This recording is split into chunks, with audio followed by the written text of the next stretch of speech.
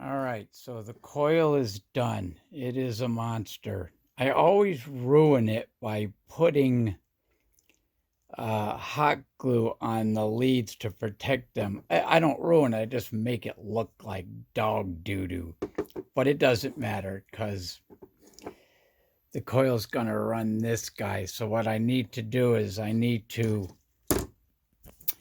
affix a couple of platforms here to raise the coil up to the level of the magnets, because right now it sits okay, but I'd like it to sit right in the middle of it. All right, so per Sky Collection, who told me I should try a Bedini circuit on this, I have my Bedini circuit. I've got this monster coil up there, and it's actually turned off now, but I'll turn it on. And as you can see, it screams, or it's beginning to scream.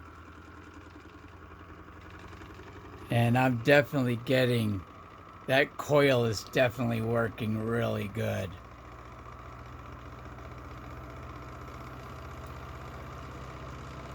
It's starting to really scream. Here's the output from the Bedini circuit.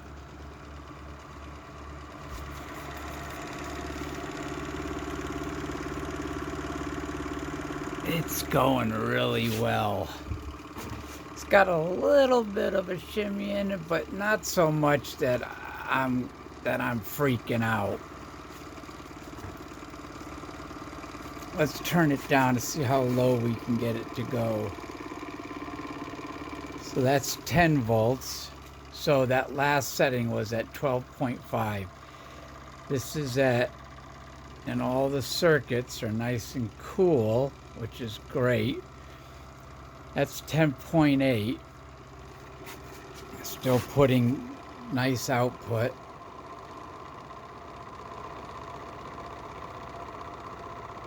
That's 8.4 volts. It's still going. I think is it still going? Yeah, it's still going.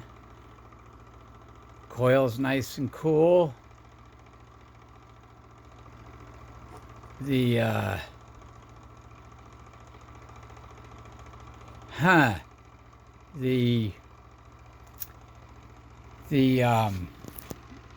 resistor is a little bit on the warm side. So is the actually it's not. Yeah, it's a little bit on the warm side. Maybe I should increase the resistance. Anyway, it's working beautifully. Let's shut it off. Oops.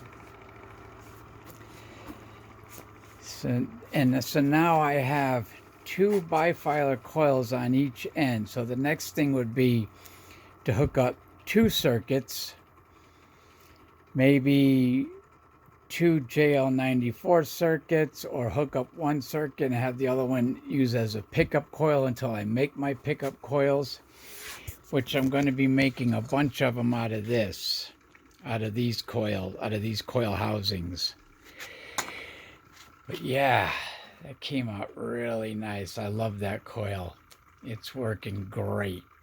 Anyway, enough for today. Ciao.